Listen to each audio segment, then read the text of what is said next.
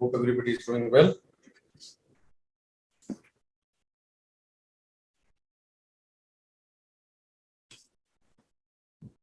So today we shift our focus to cyclonic precipitation. You need to understand this particular topic with a little bit more care and in more details, because cyclone is one of the favorite hotspots for framing questions. That's why you should be very careful about it. Okay. Chali. So, because you now understand the basic mechanism as to how heat exchange happens when any parcel of air, any mass of air that rises, as it rises, it expands. When it expands, then it cools down. If it cools down and if it is dry, then the rate at which temperature decreases, that is the dry adiabatic lapse rate. If the air contains moisture, when it cools down, the rate of decrease of temperature is different as compared to dry air, and this rate is called wet or moist adiabatic lapse rate. We all know that it is respectively 10 degree centigrade and 5 degree centigrade per 1000 meters, if I am correct. Okay, यहाँ तक आपको मालूम है. अब हम आगे बढ़ रहे हैं कि अगर वो मैकेनिज्म आप समझ गए हैं और अब आप अंदर की कहानी जानते हैं कि ऐसा क्यों होता है, ये आप जानते हैं अच्छे से कि ये टेम्परेचर का ये डिफरेंस है, ये सब मॉइस्चर से टेम्परेचर कैसे होता है, कंडेंसेशन होता है, उसमें एनर्जी रिलीज होती है, ये सब आप जानते हैं, इसको बार बार नहीं बताया जाएगा. अगर आप वो बेसिक मैकेनिज्म समझते हैं, पानी और हवा जब आपस में मिल गए होते हैं तो वो अपना बिहेवियर कैसे कैसे परिवर्तित करते हैं, ऊंचाई के बढ़ने के साथ, दाब के बढ़ने घटने के साथ, तापमान के बढ़ने घटने के साथ हवा और पानी के मिक्सचर का बिहेवियर कैसा रहता है, सारा गेम इस चीज का है. ऑलराइट, तो अब हम जो देखने जा रहे हैं वो है साइक्लोनिक प्रेसिपिटेशन. कन्वेक्शनल प्रेसिपिटेशन आप सब जानते हैं, इक्वेटोरियल रीजन में जो होता है वो हम लोग कल पढ़ चुके हैं. साइक्लोनिक प्रेसिपिटेशन को समझने के लिए ये चित्र बहुत आसानी से जो समझा जा सकता है. जब कहीं पर भी कई कारणों से होता है, लेकिन अभी जान लीजिए कि कहीं पर अगर लो प्रेशर जोन क्रिएट हो जाए, ठीक है, अगर लो प्रेशर जोन कहीं क्रिएट हो जाएगा तो इट विल फोर्स विंड्स को जो है वो सक करेगा. इसका इफेक्ट होगा सक कर लेने का, सोख लेने का. तो विंड्स इसकी तरफ रश करेंगे और उनका कन्वर्जेंस होगा. जहां कन्वर्जेंस होगा तो और तो कहीं जगह है नहीं, सरफेस पे नीचे जा नहीं सकता है, तो ऊपर जाती हैं हवाएं, ऊपर उठती हैं. जैसे ही ऊपर उठने की बात आएगी वैसे ही वो सारी मैकेनिज्म्स जो हम पढ़ते रहे हैं वो सारी मैकेनिज्म काम करने लग जाएंगी. जैसे ही ऊपर बढ़ेगा, हवा का मास ऊपर बढ़ेगा, उसकी कूलिंग होगी, एक्सपैंड करेगा, कूल होगा, इस तरह की सिचुएशन बनेगी. लेकिन हर वो सिचुएशन जहां पर कन्वर्जेंस हो और हवा ऊपर बढ़े, जरूरी नहीं कि वो साइक्लोन में परिवर्तित हो जाए. साइक्लोन तो एक स्पेशल फेनोमेनन है ना.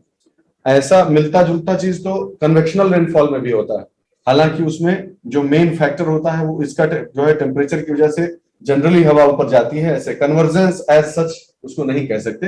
हवा यहीं की हवा ऊपर उठ जाती है, कन्वर्ज होकर नहीं उठती है, यहीं की हवा ऊपर उठ जाती है, कन्वेक्शनल रेनफॉल है. अगर कन्वर्जेंस हो, बहुत स्ट्रॉन्ग लो प्रेशर जोन बनेगा तो कन्वर्जेंस होगा.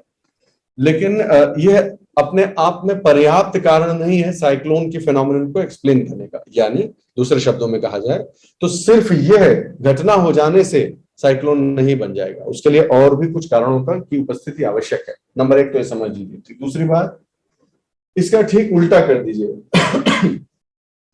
कारणों में भी मत जाइए, इसका ठीक उल्टा कर दीजिए. उल्टे का अर्थ यह है कि किसी भी कारण से, वो हम बाद में पढ़ेंगे, किसी भी कारण से यदि यहां पर लो प्रेशर जोन बनने के बजाय हाई प्रेशर जोन बन जाए तो जो कन्वर्जेंस हो रही थी उसके बजाय डाइवर्जेंस होने लगेगी. तार्किक बात है. और कन्वर्जेंस की बजाय जब जो है डाइवर्जेंस होने लगेगा तो उसका जो नामकरण है वो, क्योंकि इसका ठीक उल्टा हो रहा है, इसलिए उसे एंटी साइक्लोन बोलते हैं. एंटी साइक्लोनिक कंडीशंस होंगी. इसमें देखते ही आपको प्रथम दृष्टया ये पता लग जाना चाहिए कि जो क्लाइमेटिक घटनाएं हैं, यानी मुख्य रूप से हम वर्षा की बात कर रहे हैं, वर्षा साइक्लोनिक कंडीशन में होगी, एंटी साइक्लोनिक कंडीशन में नहीं होगी. क्योंकि जब ऊपर उठ ही नहीं रहा है तो बादल कहां से बनेगा. यहाँ तो उल्टा उल्टा हो रहा है उसका, कि जो बादल बनने की अगर कोई संभावना हो तो वो भी खत्म हो गई और दाब दिया गया। तो यहाँ पर स्काई जो है वो क्लियर रहेगा, यहाँ क्लाउड्स वगैरह नहीं रहेंगे एंटी साइक्लोनिक सिचुएशंस में। ठीक है भाई, यहां तक समझ गए, आगे बढ़ते हैं। अब माना कि लो प्रेशर एरिया भाई क्रिएट हुआ। अच्छा ठीक है, लो प्रेशर एरिया क्रिएट हुआ, तो कैसे कैसे उसके क्या क्या जो है वो आयाम है वो देख लीजिए आप। अभी सिर्फ नॉर्दर्न हेमिस्फेयर की बात करिए आप। नॉर्दर्न हेमिस्फेयर में एक लो प्रेशर जोन क्रिएट होता है। उस लो प्रेशर जोन की जो हवा ऊपर उठ गई है, जिसकी वजह से यहाँ लो प्रेशर हुआ है, ये हवा ऊपर उठ गई है। इस गड्ढे को, इस गड्ढे को भरने के लिए चारों तरफ से हवा जो है वो इसकी तरफ जाने की कोशिश करेगी। ठीक बात है। प्रेशर इधर को खींच रहा है कि नहीं खींच रहा है? प्रेशर जो है वो इस तरफ, इस चाहे ये हवा हो, ये हो, कहीं से भी हवा आ रही हो, वो इसको इस तरफ खींच रही है। लेकिन आप जानते हैं कि एक और बल है जो इन चलती हुई हवाओं की दिशा को परिवर्तित करने का कार्य करता है। वो बल कौन सा है? आप सब जानते हैं कि उसको कोरियोलिस फोर्स कहते हैं। तो जो कोरियोलिस फोर्स है वो भी इस पर अप्लाई होगा। तो कौन से दो बल काम कर रहे हैं बताइए जरा। एक बल सक्शन, सक्शन फोर्स जिसे कहते हैं, ठीक है, वो उसको अपनी तरफ सोख रहा है हवा को। तो एक तो वो हो गया जो उसको उस डायरेक्शन में ले जाना चाह रहा है हवा को, और दूसरा है कि वो उसको जो है वो मोड़ना चाह रहा है। ठीक बात है, कोरियोलिस फोर्स उसको जो है वो मोड़ना चाह रहा है। तो इन दोनों बलों का जो परिणामी बल होगा, दो बल लग रहे हैं अलग अलग, एक उस तरफ ले जाना चाह रहा है, किस तरफ ले जाना चाह रहा है, खींचना चाह रहा है। आप जानते हैं ना, राइट साइड और लेफ्ट साइड, नॉर्दर्न और सदर्न हेमिस्फीयर में।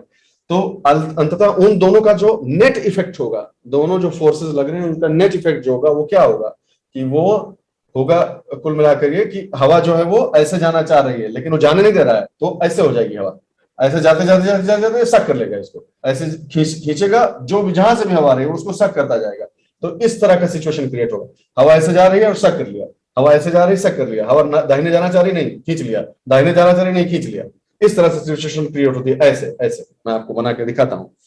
तो इसलिए ऐसे सिचुएशन में क्या कंडीशंस क्रिएट होंगी, तो डायरेक्शन जो है कैसा बनेगा, देखो ऐसे हवा जाना चाह रही है, ये खींच रहा है तो इसकी तरफ जाना चाह रही है हवा, लेकिन कोरियोलिस बल इधर क्यों खींच रहा है, तो ऐसे हो जाएगा।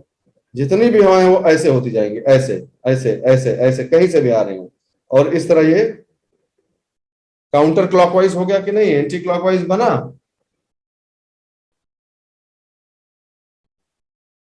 समझ गए बात, बहुत ही आसानी से समझ गए हम कि साइक्लोन का, ध्यान से सुनो, साइक्लोन अगर कहीं बन रहा है और उत्तरी गोलार्ध में अगर बन रहा है, तो वो सक्शन फोर्स और कोरियोलिस फोर्स, इन दोनों के नेट इफेक्ट के कारण अंततः होगा ये कि हवाएं जो है वो एंटी क्लॉकवाइज डायरेक्शन पकड़ लेंगी, और वहां पर साइक्लोन का जो रोटेशन है वो एंटी क्लॉकवाइज होगा। सब बात है। अब इसी को पलट दीजिए, यहां लो प्रेशर के बजाय हाई प्रेशर कर दीजिए। तो जब अगर हाई प्रेशर होगा तो ऐसे दबा रहा है कोई इसको, हवाओं को, हवाएं भागना चाह रही है, तो हवाएं यहां से भागेंगी तो दाहिने नहीं मुड़ेंगी, यहाँ भी तो कोरियोलिस फोर्स काम करेगा। हवा भाई, यहाँ पर बीच में हवा मान लो खूब भरी हुई है, इसमें खूब सारी हवा भरी हुई है और ऊपर से हाई प्रेशर लगाया जा रहा है, तो जो भी हवा वो ऐसे भागने का प्रयास करेगी, चारों तरफ भागेगी। अब डायरेक्शन उल्टा हो गया, अब केंद्र से बाहर की तरफ जा रहा है, तो जो कोई भी जा रहा है केंद्र से बाहर उस पर भी तो लगेगा, कोरियोलिस फोर्स उस पर अप्लाई होगा। तो जो अंततः डायरेक्शन होगा वो ऐसे हो जाएगा, मुड़ जाएगी, सारी हवाएं मुड़ जाएंगी कि नहीं, इस तरह से। तो एंटी साइक्लोन जो है वो क्लॉकवाइज हो गए। देखो सिंपल फंडा है एकदम। हम तो कहते हैं इसमें कुछ याद करने रखने वाली चीजें नहीं है, सब समझ लो, तो रटना रटने की जरूरत है नहीं। अब ठीक इसी को पलट दीजिए, इसको पढ़ाने की जरूरत नहीं है। सदर्न हेमिस्फीयर में इस घटना को पलट दीजिए तो डायरेक्शंस जो है वो चेंज हो जाएंगे। That's all, very simple.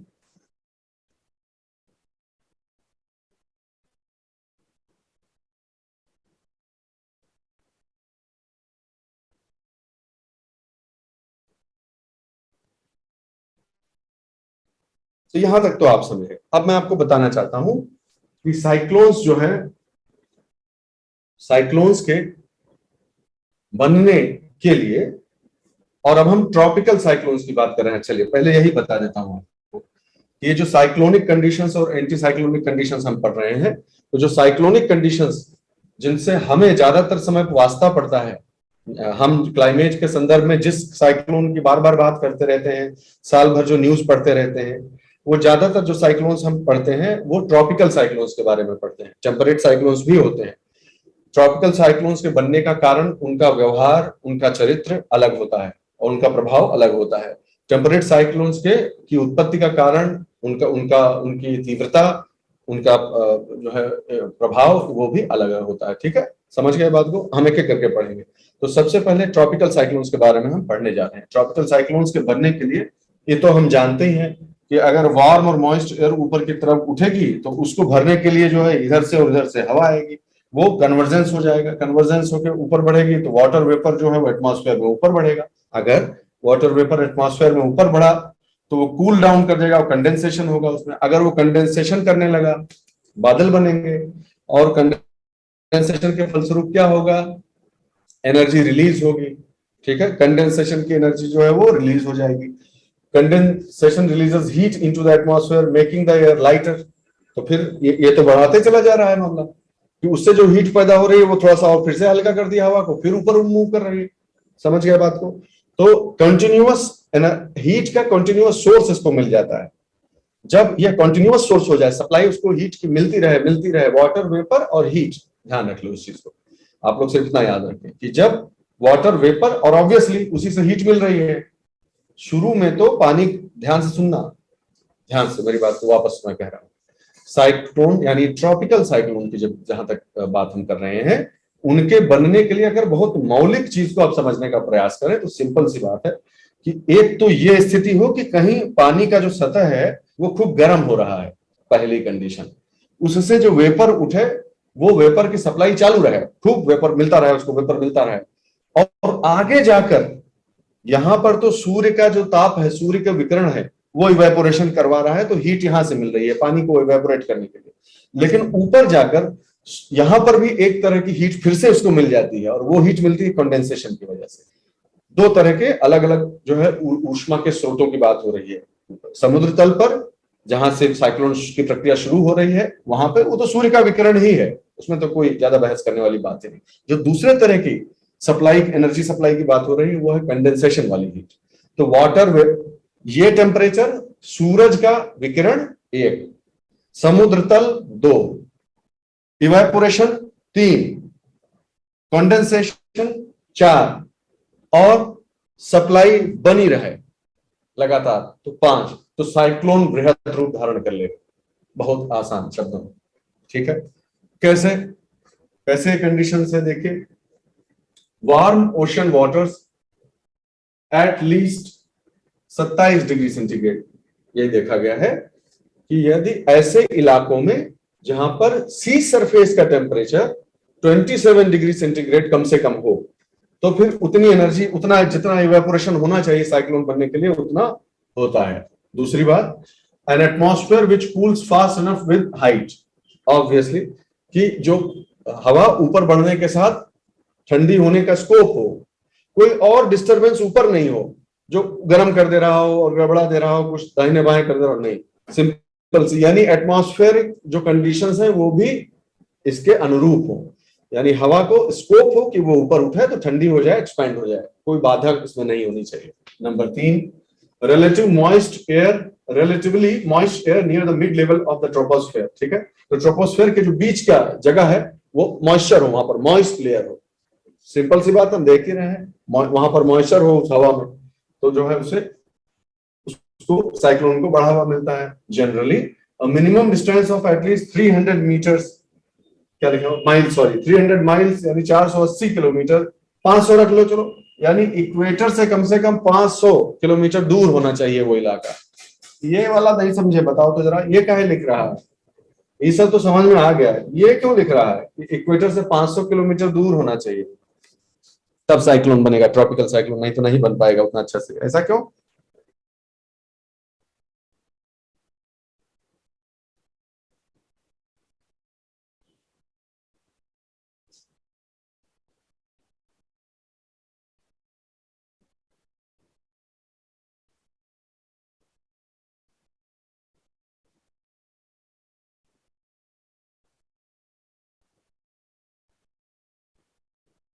इसको क्वेश्चन को बदल देते हैं ना, क्वेश्चनवा को बदल देते हैं कि इक्वेटोरियल रीजन में ट्रॉपिकल साइक्लोन बनते हैं कि नहीं बनते हैं।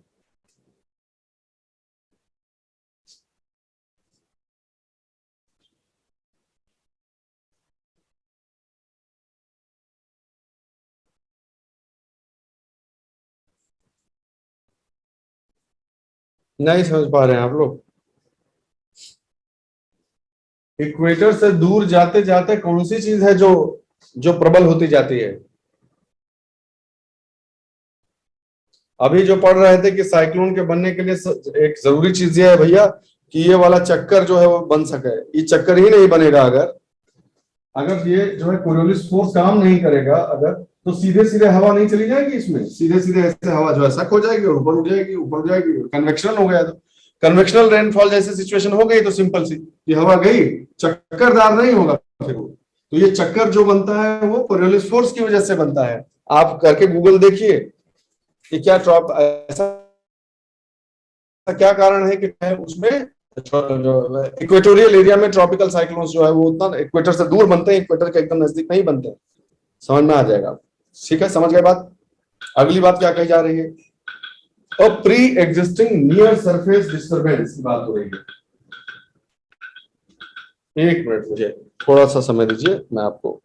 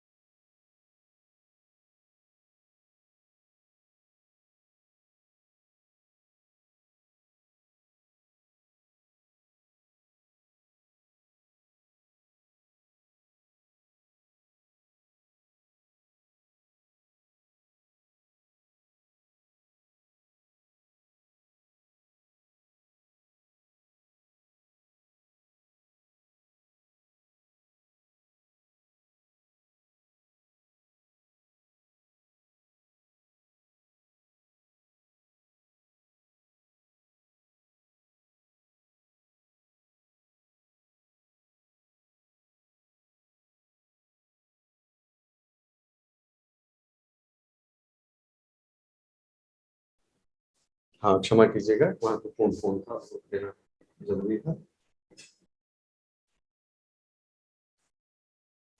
तो हम कह रहे थे कि हमने कुछ कंडीशंस पढ़ी है और ये निम्नलिखित कथनों पर विचार करिए। ट्रॉपिकल साइक्लोन्स के बारे में कंसीडर द फॉलोइंग स्टेटमेंट्स, तो ऐसे करके आ सकता है। ठीक है, तो सारे लॉजिक आप समझते जाइए।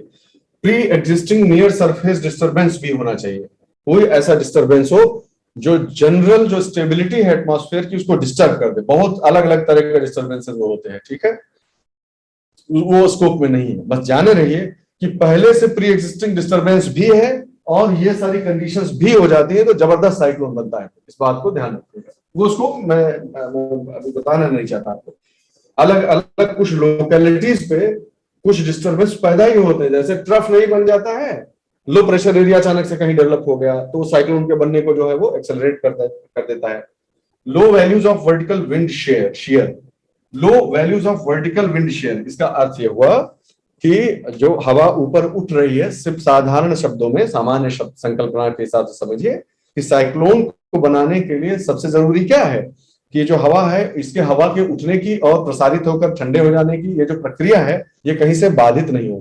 तो हवा की जो स्पीड है, ठीक है, को ऐसी हवा न चल रही हो जो इस वर्टिकल मूवमेंट को जो है वो खंडित कर दे, कहने का अर्थ ये है। ठीक है, शेयर जो है उसका डिस्टर्बेंस जो है वो रप्चर नहीं होना चाहिए, ये पूरा जो प्रोसेस है वो रप्चर नहीं होनी चाहिए। ठीक, लास्ट है कि डिस्टर्बेंस से 2 बार हो गया क्या?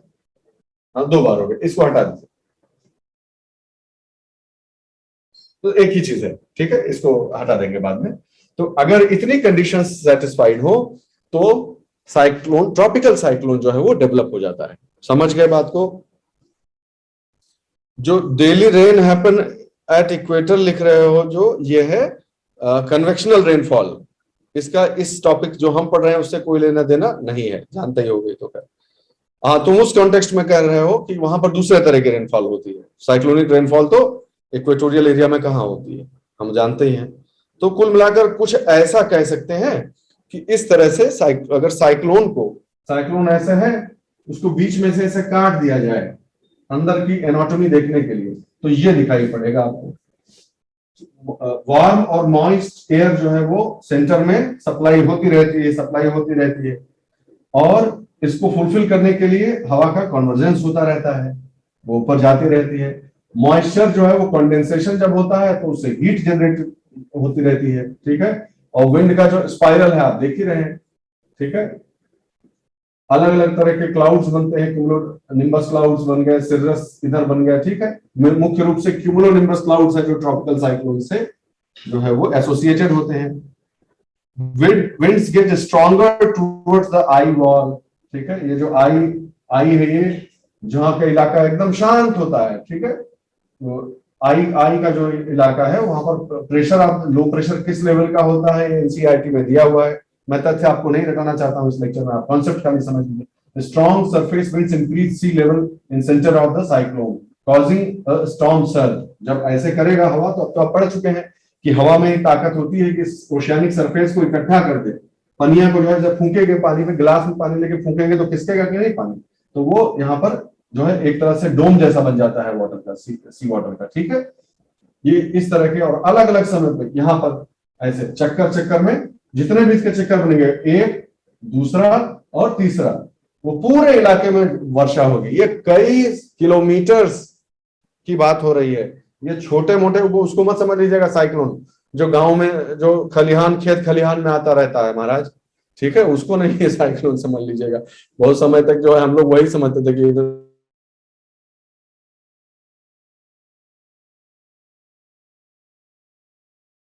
वो जो चलता है चक्री, तो वहां पर प्रेत वोत का वो मानते हैं, मान्यता है कि ये भूत प्रेत है या कुछ है, तो लोग खड़ा हो जाता है, नमस्ते करने लगता है।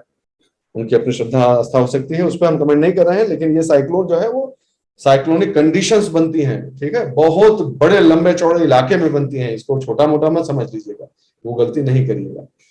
तो अगर आप इलाके के हिसाब से देखिए तो ये स्थिति बनती है। ट्रॉपिकल साइक्लोन ज्यादातर कहाँ बनते हैं आप खुद देखिए, ये देखिए इस इलाके में ज्यादातर ट्रॉपिकल साइक्लोन्स आपको मिलेंगे, क्योंकि वो सारी कंडीशन देखो। एक तो टेम्परेचर 27 डिग्री, याद रखना, वो गड़बड़ी नहीं करना। तो जहां भी ट्रॉपिकल साइक्लोन्स बन रहे हैं, ये 27 डिग्री वाले रीजन में आता है। ये तो समझ ही गए होंगे ये क्या है। यहां जहां पर मैं आपको इशारा इस समय कर रहा हूं, इसका क्या नाम है?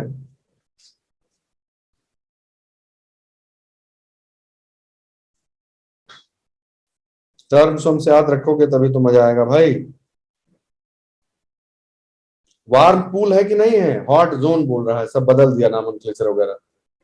ये सारे जो ये दोनों ही इलाके वार्म पूल वाले हैं ना सब, तो यहाँ पर गर्मी बहुत ज्यादा होती है। आईटीसीजेड ऊपर शिफ्ट हो जाती है, आप जानते हैं आईटीसीजेड ऊपर शिफ्ट हो जाती है, तो यही गर्म वाला इलाका है। दरअसल जो है क्लाइमेटिक इक्वेटर तो यही है एक तरह से देखो तो इस इक्वेटर से यही जो थोड़ा सा ऊपर शिफ्ट होता है इसी इलाके में, और कोरियोलिस फोर्स का ये है रेफरेंस पॉइंट, और गर्म वाला पट्टी ये है। तो हो गया ना काम, जो जो चाहे 500 किलोमीटर से ज्यादा दूर हो गया, बहुत अच्छी बात है। टेम्परेचर 27 डिग्री से ऊपर हो गया, मॉइस्चर का खूब अबंडेंट सप्लाई हो गया क्योंकि सी सरफेस है। सारी चीजें तो लगभग जो है वो फेवर में ही बैठ रही है। और यहाँ पर आईटीसीजेड है ही है, जानते हो कि नहीं? आईटीसीजेड, यही तो आईटीसीजेड वाला एरिया है, इंटर ट्रॉपिकल कन्वर्जेंस जोन, वही जो बोल रहा हूँ कि ऊपर शिफ्ट हो जाता है गर्म वाली पट्टी। तो लो प्रेशर जोन्स तो वहां बन ही रहे हैं, तो वहां ऑलरेडी प्री एग्जिस्टिंग डिस्टर्बेंस के भी होने की संभावना ज्यादा है। तो ये सारी कंडीशंस आपस में मिलकर साइक्लोन्स का निर्माण इस इलाके में खूब अच्छे से कर देती हैं। और जहां भी लैंड लॉक्ड होगा या लैंड से जो है वो होगा, वहां पर गर्मी जो है वो ज्यादा होगी और बढ़ जाएगा। ये बंगाल की खाड़ी आप देख रहे हैं, ये अरब सागर देख रहे हैं, बंगाल की खाड़ी और अरब सागर, ठीक है।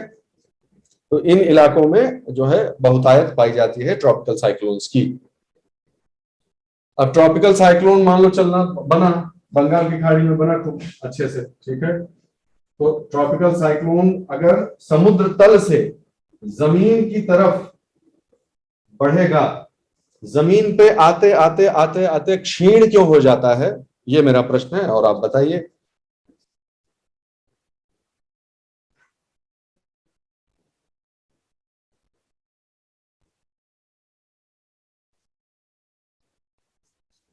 इस बारे में किसी को कोई संदेह नहीं होना चाहिए कि ट्रॉपिकल साइक्लोन्स की ओरिजिन जमीन पर नहीं होती है, सी सरफेस पर ही होती है। इसमें गलती मत करिएगा, ठीक। अब मैं पूछ रहा हूं कि जो साइक्लोन वहां बना, साइक्लोन तो मूव करता है ना, ये तो आप जानते ही। तो अगर वो मूव कर रहा है, जैसे ताउते था ना, ताउते आया था जो, तो इसे मूव करते हैं तो लैंडफॉल जहां पे होता है, लैंडफॉल होने के बाद लैंड पे जब वो साइक्लोन आ जाता है तो वो क्षीण क्यों हो जाता है, कमजोर क्यों पड़ जाता है, वो मेरा क्वेश्चन है। समुद्र का जो सरफेस है वो चिकना होता है और जमीन का जो सरफेस है वो रूखा होता है, इसलिए होता है या क्या कारण है? फ्रिक्शन, रेजिस्टेंस, इस सब की वजह से होता है।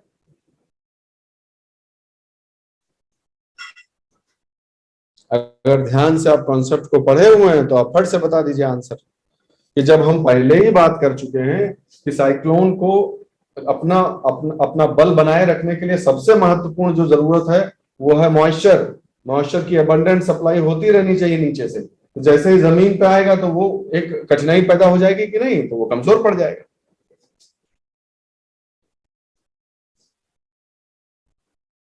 और देखिएगा कोई जीके टाइप का कुछ क्वेश्चन है तो प्रैक्टिस कर लीजिएगा, ज्यादा परेशान होने की जरूरत नहीं। आप बस जो मेन मेन चीजें जो है वो समझते जाइए।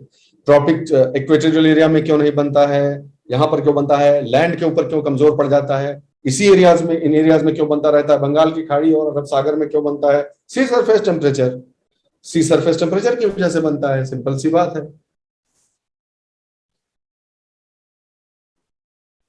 लैंड लॉक्ड है तो समझ ही रहे होंगे आप, बहुत सारे फैक्टर जो भी सी सरफेस टेम्परेचर को बढ़ाता है 27 डिग्री के, ऑन एन एवरेज 27 डिग्री या उससे ऊपर लेकर आता है, वो सारे फैक्टर्स इसमें जिम्मेदार होंगे ट्रॉपिकल साइक्लोन्स के बनने के लिए। यही आपको ध्यान रखना है। नेक्स्ट टाइप की जो रेनफॉल है, अच्छा जो ट्रॉपिकल साइक्लोन आप समझ ही गए, तो जो है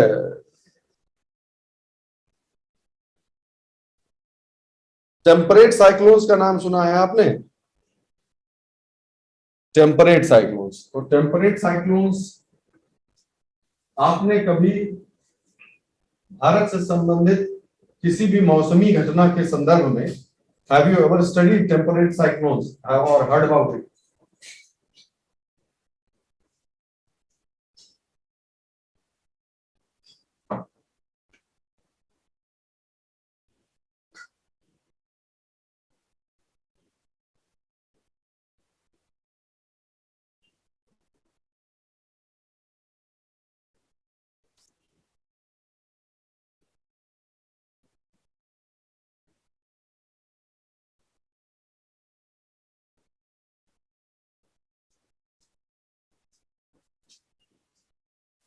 कम समय में ज्यादा बारिश, नहीं नहीं, और कहीं जिक्र आपने पढ़ा होगा, अगर नहीं पढ़ा कोई बात नहीं, मैं बताऊंगा आपको।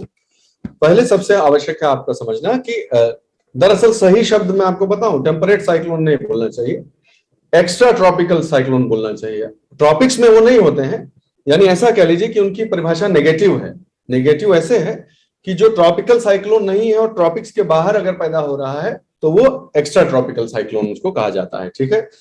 तो अगर ऐसा है तो दोनों की उत्पत्ति में पहले अंतर जान ले, दोनों के स्वभाव में अंतर जान ले, दोनों के प्रभाव में अंतर जान ले, तो हमारा काम हो जाएगा।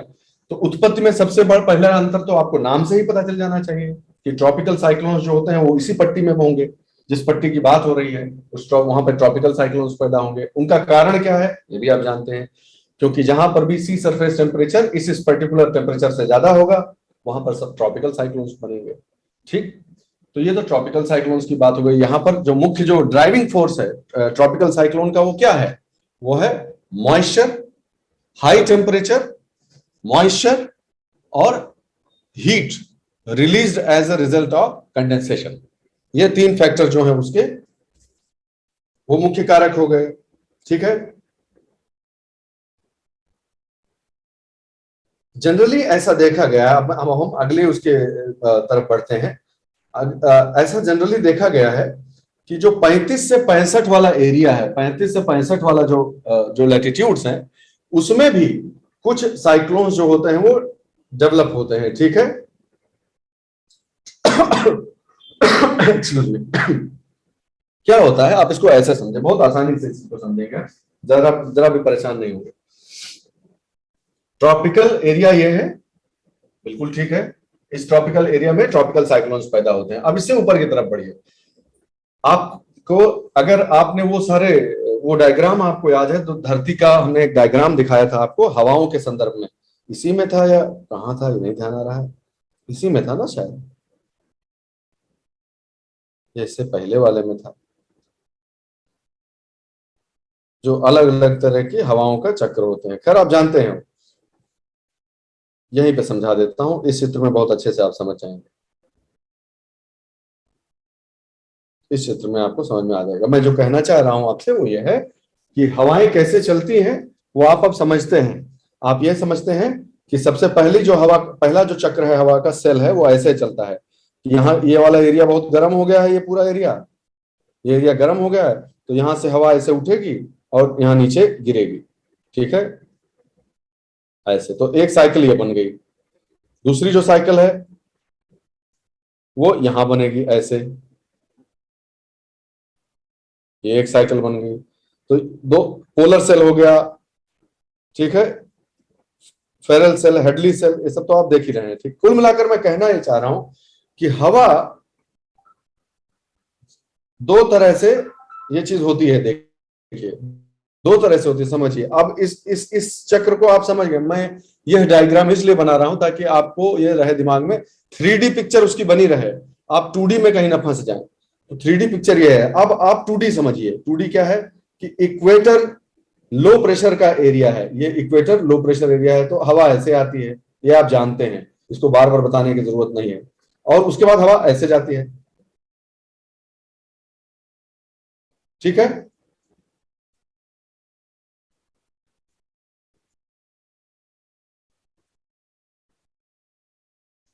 जोन ऑफ कन्वर्जेंस कह लीजिए इसको, जोन ऑफ डाइवर्जेंस भी आएगा। जिस पॉइंट पर, यानी जिस इलाके में, ध्यान से सुने मेरी बात को, जिस इलाके में, उत्तरी गोलार्ध का एग्जांपल लेना शुरू करते हैं, ठीक है। उत्तरी गोलार्ध के जिस क्षेत्र में ट्रॉपिकल एरिया से आने वाली, 2D अगर समझना है ठीक से तो ये समझिए, हाँ, जिस क्षेत्र में ट्रॉपिकल एरिया से आने वाली हवाएं जो कि गर्म होंगी, ये लैंड जो मासेस है, एयर मासेस का कॉन्सेप्ट है, पर मैं आपको बताऊंगा, वो बताऊंगा। लेकिन अभी छोटे से इस सीमित उद्देश्य के लिए सिर्फ इतना समझ लें कि ये जो हवाएं हैं, गर्म हवाएं इधर से और पोल की तरफ से ठंडी हवाएं, ये दो स्रोत होंगे हवाओं के। ये जो पूरा इलाका है इसमें दो तरह से हवाएं आएंगी, ठंडी हवा और गर्म हवा। जिन जिन इलाकों में ट्रॉपिक्स की तरफ से आने वाले वार्म एयर मास और पोल्स की तरफ से आने वाले कोल्ड एयर मास आपस में मिलेंगे अगर, तो वहां पर एक्स्ट्रा ट्रॉपिकल या टेम्परेट साइक्लोन्स के बनने की प्रक्रिया या उनकी संभावना सुदृढ़ हो जाएगी, ठीक है। ये कहने का मतलब है बहुत सिंपल शब्दों में, जो एयर मासेस होते हैं ठंडे और गर्म, उनका क्या वितरण है वो आपको दिखाएंगे हम, चिंता न करिए आप। अभी सिर्फ इतना समझिए कि अगर ऐसा होगा तो होगा क्या, ठीक है।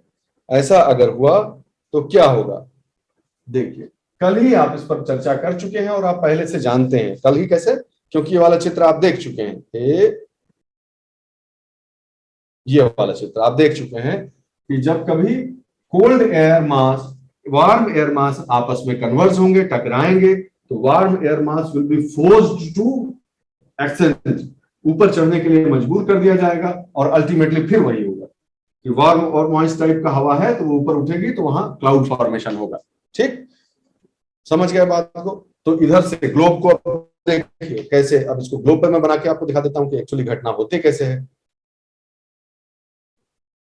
इसी के परिप्रेक्ष्य में समझ लीजिए, ऊपर की तरफ से, पोल्स की तरफ से हवा आ रही है, ठंडी ठंडी, बहुत भारी ठंडी, डेंस, जो कि नीचे है। ट्रॉपिक की तरफ से जो हवा चल रही ऐसे ऐसे आके जा रही है, तो दोनों आपस में मिलेंगे यहाँ पर। जहां पर वो मिलते हैं उसको फ्रंट कहते हैं, पर्दा कह लो।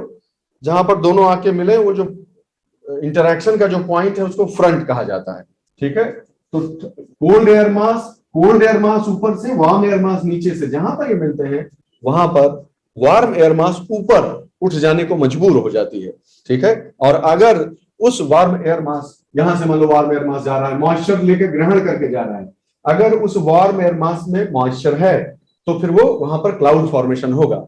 ऐसे प्रेसिपिटेशन को फ्रंटल प्रेसिपिटेशन कहते हैं। इस बात को आप समझ लीजिए, ठीक है। फ्रंट, फ्रंट के बनने से होता है क्योंकि प्रेसिपिटेशन, इसलिए फ्रंटल प्रेसिपिटेशन कहा जाता है, ठीक। एकदम क्लियर। मुझे तो इसमें चित्र देखते ही आपको समझ में आ जाना चाहिए कि हाँ ठीक बात है, इसमें तो कोई दिक्कत की बात नहीं है लगभग। और इसमें आप उसका विस्तार भी समझिए, बहुत बड़े इलाके में ये होता है, 400-400 किलोमीटर की बात हो रही है, ठीक है। और ऊंचाई में भी देखिए आप 5 किलोमीटर जैसे ऊंचाई की बात हो रही है। तो इस लेवल के हाइट की बात हो रही है, छोटा मोटा मत समझ लीजिएगा। अमूमन हमसे गलती ये हो जाती है कि हम इसको बहुत माइक्रो लेवल की घटना मान लेते हैं। ये बहुत बड़े इलाके में ये घटना होती है, ठीक है। वार्म सरफेस एयर विंड्स हैं, कोल्ड एयर उधर से अगर आ रही, पोल से आ रही है, ये वार्म सरफेस विंड है, तो ऊपर जाएंगे तो ऊपर चढ़ने को मजबूर हो जाएंगे। क्यूमुलोनिम्बस, जब भी हवा ऊपर एक्सपेंड होगी और कूल होगी और कंडेंसेशन होगा तो क्यूमुलोनिम्बस क्लाउड ही तो बनते हैं, इस तो हम जानते ही। वैसे ही मुख्य रूप से तो ये ट्रॉपिकल साइक्लोन में बनते हैं, लेकिन यहां भी बन सकते हैं, क्यों नहीं। अगर मैकेनिज्म वही है तो यहां भी वो बन सकते हैं, ठीक है। तो ये हो गया, आप कोल्ड फ्रंट आप देख रहे हैं आपकी आंख के सामने। अब वार्म फ्रंट देखिए, वार्म फ्रंट का क्या कहना है। डायरेक्शंस का जरूर ध्यान रखिएगा, ठीक है, डायरेक्शंस का ध्यान अवश्य रखिएगा। यहां पर अभी क्या हो रहा है कि वार्म जो जो गर्म वाली हवा का मास है उसकी तुलना में कोल्ड एयर का जो मास है वो उसके नीचे की तरफ घुसता चला जा रहा है। कोल्ड एयर मास तेजी से प्रोग्रेस कर रहा है और वार्म एयर जो है वो बस एक थोड़ा उसकी तुलना में उतना गतिशील नहीं है, बस ऐसे धक्का देकर ऊपर उठा दी जाती है। मतलब मेन जो प्रोग्रेस कर रहा है वो कोल्ड मास कर रहा है, वो अंदर की तरफ घुसता जा रहा है। और जैसे रजाई में पैर नहीं डालते हैं तो रजाई ऊपर उठती चली जाती है, वैसे ही होता है, ठीक है। इसका ठीक सिचुएशन को उलट दीजिए कि मेन जो मूवमेंट करने वाला मास है वो अगर वार्म वाला है वो ज्यादा तेजी से चल रहा है, कोल्ड उसकी तुलना में जो है वो रिलेटिवली जो है उतना गतिशील नहीं है। वार्म एयर जो है वो ऐसे है कि ये मान लो स्थिर है, एक क्षण के लिए मानिए कि ये स्थिर है, या तुलनात्मक रूप से अपेक्षाकृत रूप से ये स्थिर है, तो ये तेजी से वार्म एयर जो है इसके ऊपर चढ़ती जाएगी चढ़ती जाएगी चढ़ती जाएगी। दोनों में अंतर क्या है, यहाँ कोल्ड एयर नीचे से ऐसे जाके उसको उठा रही है और यहाँ पर वार्म एयर अपने आप से उठता चला जा रहा है। तो यहाँ पर आप समझ पा रहे हैं कि यहाँ पर धीरे धीरे धीरे धीरे धीरे सिचुएशन डेवलप होगी, यहाँ पर एब्रप्टली सिचुएशन डेवलप हो जाएगी। यू गेट माई पॉइंट, क्योंकि कोल्ड एयर मास आके वार्म एयर को धड़ाक से उठा दे रहा है। यहाँ पर स्लोप जो है वो उतना स्टीप नहीं होगा, यहाँ पर ग्रेजुअल चेंज आएंगे। और इसीलिए देखिए कैसे कैसे टाइप के क्लाउड्स यहाँ बन रहे हैं, समझे बात को। यहाँ दूसरे टाइप के क्लाउड्स क्यों बन रहे हैं, इसलिए बन रहे हैं क्योंकि यहाँ की प्रोसेस ग्रेजुअल है और उसका ग्रेडियंट इसके ग्रेडियंट से अलग है। यहाँ एकदम सडन अपलिफ्टिंग हो जाती है और इसलिए यहाँ क्यूमुलोनिम्बस क्लाउड्स बनते हैं। याद रहेगा, cold air front, warm air front. Is this understood? एक और सिचुएशन देखो, गजब है एकदम, ठीक है, बहुत ही जबरदस्त। इसको मैं भी बताता भी हूँ ग्लोब की कैसे एक्चुअली होता है, लेकिन बहुत जगह पे आप इसको पढ़ेंगे, आप अनुभव करके बताइए। मैं अपनी कोई बड़ाई नहीं कर रहा हूँ, ऑफ कोर्स ये तो जो है अच्छी किताबें पुस्तकें हैं, जो इनके लेखक हैं तो उनको मैं प्रणाम करता हूँ कि ऐसे ऐसे डायग्राम उन्होंने बनाकर हमारे लाभ के लिए दिए हैं। और आप कहीं पढ़कर देखिएगा, ये 3 तरह के जो फ्रंट है, कहीं एक सामान्य पाठ्य पुस्तक में पढ़कर देखिएगा, बहुत कंफ्यूजिंग रहता है, डायग्राम भी ठीक से नहीं रहता है। तीसरी सिचुएशन देखें आप कि कोल्ड एयर मूव कर रहा है, हाँ मूव कर रहा है, और उसके आगे एक इससे कम कोल्ड, वो भी कोल्ड है एक तरह से लेकिन इसकी तुलना में कम है, और वो यहां पर विद्यमान है, वो यहां पर विद्यमान है। आगे भी है एक स्पीड ब्रेकर, सब स्पीड ब्रेकर जैसा, एक बक्सा आगे रखा है, एक बक्सा पीछे से है, तो पीछे वाला बक्सा जो है तेजी से बढ़ रहा है और दोनों बक्सों के बीच में गर्म हवा फंस जाती है। ऑलराइट, समझ गए कि जो वार्म एयर मास है वो एक तरफ से आते हुए कोल्ड एयर मास के द्वारा बहुत तेजी से ऊपर उठा दिया जाता है, और दूसरी तरफ भी एक और एयर मास है जिसमें ये ट्रैप हो जाता है, ऑक्लूडेड हो जाता है, बाधित हो जाता है, इसीलिए इसे ऑक्लूडेड फ्रंट बोलते हैं। कोल्ड एयर अगर ये ना होता, इस चित्र में अगर ये ना होता तो ये कोल्ड एयर फ्रंट ही तो है। ये बात समझ पाए?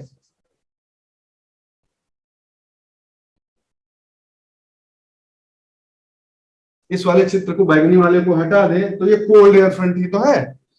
तो कभी ऐसी सिचुएशन हो जाए कि कोल्ड एयर फ्रंट पीछे से आके यहां आगे इधर से जुड़ जाए और आगे भी ठंडा पीछे भी ठंडा, दोनों की ठंडाई में अंतर है लेकिन इससे ज्यादा ही ठंडे हैं दोनों, तो वार्म एयर बीच में फंस जाएगी। समझ गए? और वहां भी ऑब्वियसली तो हम जानते हैं कि जब भी कोल्ड फ्रंट बनेगा तो क्यूमुलोनिम्बस क्लाउड तो बनेंगे ही, और इस तरफ क्या होगा, इस तरफ वही ग्रेजुअल होगा। तो दरअसल एक तरह से ये मिक्सचर है, एक तरह से ये कोल्ड और वार्म का मिक्सचर जैसा हो गया। तो स्ट्रेटस क्लाउड्स भी बन रहे हैं और क्यूमुलोनिम्बस क्लाउड्स भी बन रहे हैं यहां। समझ गए बात को?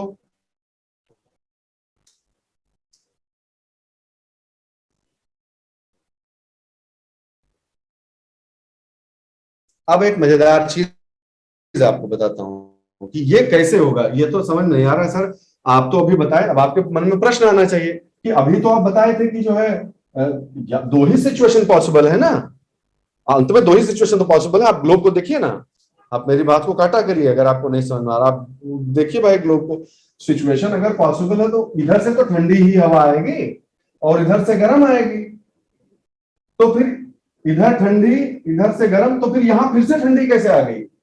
ऑक्लूडेड फ्रंट बनने के लिए पीछे भी ठंडी होनी चाहिए कि नहीं होनी चाहिए? समझे कि नहीं बात?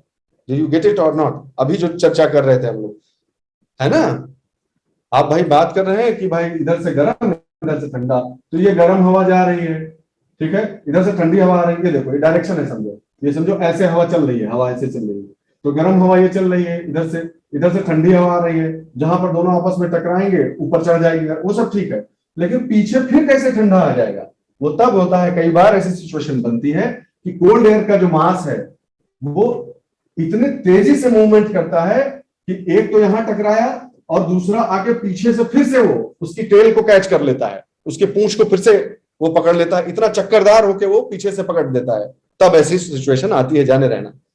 नहीं तो आपके मन में एक कंसेप्चुअल क्वेश्चन रह जाएगा कि सर पीछे से ठंडी हवा कैसे आ गई? वही कोल्ड एयर मास जो है अगर ऐसे घूम जाए तो यहां तो लड़बे किया और पीछे से आके भी उसको दबा दिया, सैंडविच कर दिया, इस तरह की सिचुएशन बनती है। ठीक है, इस बात को ध्यान रखना। तो ये देखिए जो एक्स्ट्रा वो बनेंगे, ट्रॉपिक से बाहर वाले कौन कौन से एरियाज है? यही वाले एरियाज है, सिंपल सी बात है, हम अपने सामने देख रहे हैं। तो ट्रॉपिक के बाहर जो साइक्लोन्स बनेंगे वो टेम्परेट साइक्लोन्स या एक्स्ट्रा ट्रॉपिकल साइक्लोन्स उनको कह लीजिए। समझ में आ रहा है? क्या आपको साफ साफ ये अंतर देखते ही पता चल जा रहा है कि ज्यादातर जो टेम्परेट साइक्लोन्स बन रहे हैं, ज्यादातर नहीं कहना चाहिए मुझे, टेम्परेट साइक्लोन्स जमीन के ऊपर भी बन सकते हैं, समुद्र के ऊपर ही बनना उनका ऐसा कोई जरूरत उनकी नहीं है। यानी ट्रॉपिकल साइक्लोन और इनमें सब एक अंतर ये भी हो गया। समझ गए? सी सरफेस के इवेपोरेशन की जरूरत यहां नहीं है क्योंकि यहां मैकेनिज्म ही दूसरी है। Are you getting my point और नॉट? यहां पर साइक्लोजेनेसिस जिसे कहते हैं, साइक्लोन के बनने की जो प्रक्रिया है उसके लिए नीचे से इवेपोरेशन और कन्वर्जेंस और ये सब नए फैक्टर्स काम कर रहे हैं। यहाँ पे फ्रंटल कोलिजन, जो दो एयर मास आके लड़ रहे हैं उसकी वजह से होती है। तो ये फ्रंटोजेनेसिस है, वो साइक्लोजेनेसिस है। ठीक है, इसको फ्रंटोजेनेसिस इसलिए बोलते हैं कि फ्रंट की वजह से बन रहा है यहां पर। अब इसी से जुड़ा हुआ कॉन्सेप्ट जान लीजिए, अब बता देना जरूरी है आपको यहीं पे। अब जो है वेट करना ठीक नहीं है। अगला, ये कॉन्सेप्ट बताने से पहले आवश्यक है कि आपको मैं एक चित्र दिखा दूं ताकि आप जेट स्ट्रीम समझ लें, हमेशा हमेशा के लिए मैटर खत्म हो। जेट स्ट्रीम आपका जानना बहुत आवश्यक है।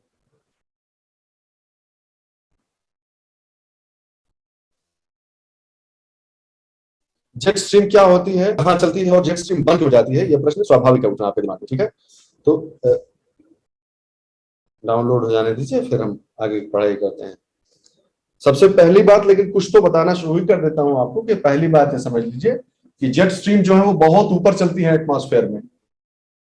जमीन पे चलने वाली हवाओं से कंफ्यूज मत करिएगा। जमीन पे चलने वाली हवाएं कौन सी हैं? वही जो हम लोग ट्रेड विंड्स, वेस्टर्लीज, ये सब कौन सी हवाएं हैं? जो सरफेस के नियर, भूतल के जो है वो पास में चलती है, उसके ऊपर चलती है। ये जो अब जेट स्ट्रीम्स की हम बात कर रहे हैं वो हायर एटमॉस्फेयर, ट्रोपोस्फेरिक जो विंड्स हैं वहां ऊपर चलती है। ठीक, तो इन दोनों में कंफ्यूजन कभी मत करिएगा, पहली बात ये है। दिखाते हैं, चिंता न करें। ये सब चीजें तो हम समझ ही गए हैं, बहुत अच्छे से समझ गए हैं।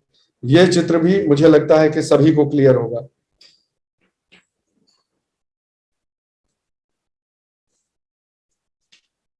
सबको क्लियर है? ये तीनों तीनों तरह की जो ये पट्टियां आपको दिख रही हैं, ये एकदम दिमाग में बैठी हुई होनी चाहिए, कभी गलती आपसे फिर नहीं होगा।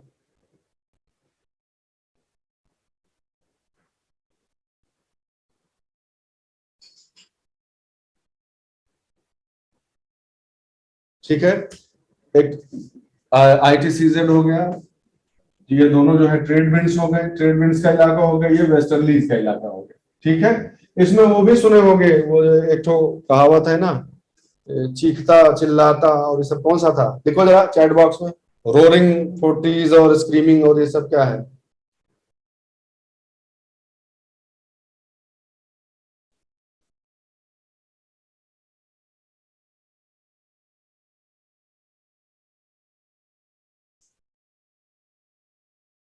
हाँ हाँ, वही चीखता चालीसा और ये सब जो होता है कि फोर्टीज में कैसे कैसे कोरियोलिस फोर्स कैसे कैसे मजबूत होता जाता है, जैसे ही इक्वेटर से दूर जाएंगे और ये जो है और ज्यादा घूमते जाते हैं, तो इतना घूम चुके होते हैं कि लगता है वेस्ट से हवा आ रही है। ठीक है। ये सब पढ़ लेना, ये सब जीके वाला चीज हम नहीं पढ़ाना चाहते, कॉन्सेप्ट खाली मेन मेन कॉन्सेप्ट आप समझते जाइए। तो ये जितनी भी बात अभी हो रही है आप देख रहे हैं, ये सारी बात को अगर आप ऐसे फ्लैट करके देखिए अर्थ को, तो क्या दिखेगा आपको? देखिए जरा ऊपर, ये देखो। ठीक है। ये इक्वेटर है। हाँ, इक्वेटर से लो प्रेशर वाला गर्म गर्म हो जाती है, तो यहाँ से हवा उठती है, हाँ भाई उठती है, फिर ऐसे उठ के वापस डिसेंड करती है हवा, तो यहाँ हाई प्रेशर जोन बनेगा, है कि नहीं है?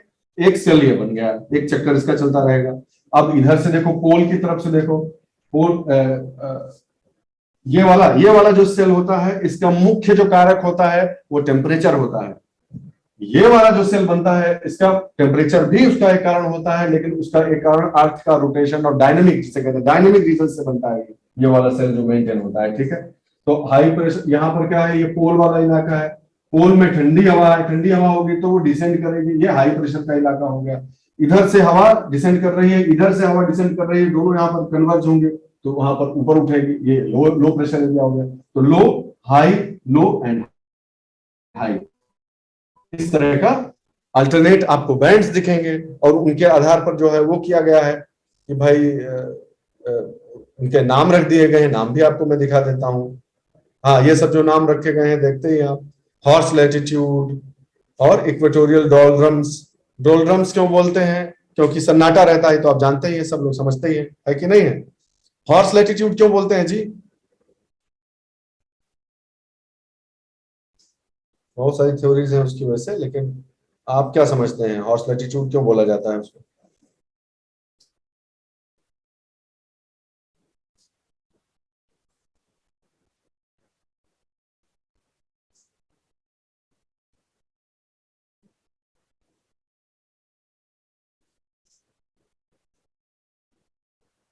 अरे तुम लोगों का तो मतलब जिसे कहते हैं ना, मुकदमा कर देना चाहिए तुम्हारे ऊपर, इस तरह का जो जवाब दे रहे हो कि घास बहुत रहती है इसलिए। अरे क्या कर रहा है रे? पनिया में यहाँ घास चलवा रहा है यहाँ पे। बोला घास बहुत रहती है, घोड़ा चले में आसानी रहा।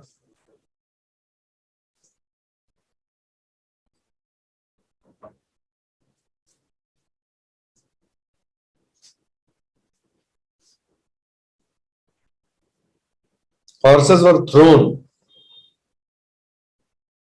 क्यों भाई? यहाँ पर ये जो एरिया दिख रहा है,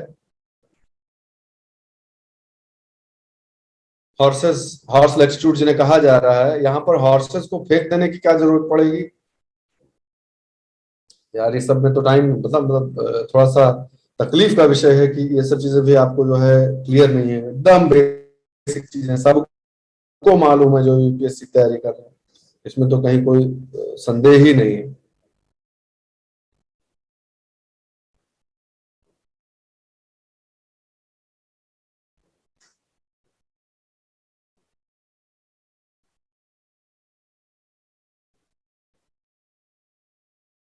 लिखो कुछ तो आगे बढ़े भाई, ये तो वेट ऑफ द शिप का एक बात बता रहा है कोई। बोटिंग टफ हो जाती है अपोजिट। ओके, आपके हिसाब से जो आपने अभी चित्र ये समझा है, जो भी चित्र आप समझ रहे हैं ये, उसके हिसाब से ये जिस जिस जिस लैटिट्यूड पर हॉर्स लैटिट्यूड लिखा हुआ है 30 डिग्री कह लीजिए, ये लो प्रेशर एरिया है कि हाई प्रेशर एरिया है, पहले ये लिखो।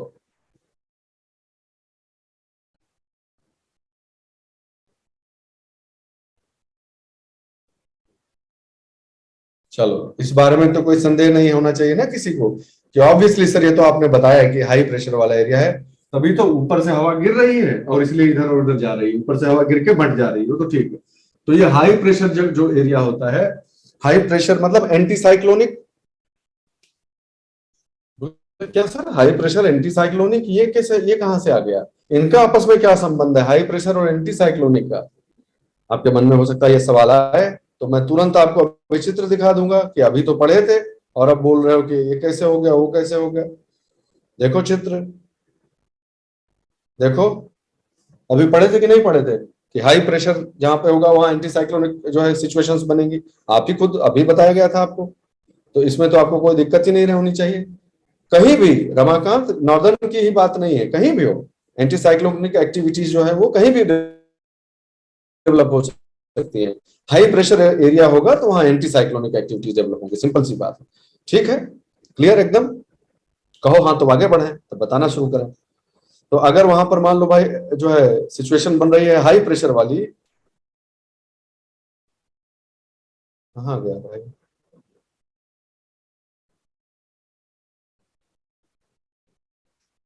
हाँ, इसी का ले लो, चलो ये सामने एग्जाम्पल दिख रहा है। हाई प्रेशर का अगर इलाका बन जाए कोई, तो यही तो समस्या है बहुत बड़ी।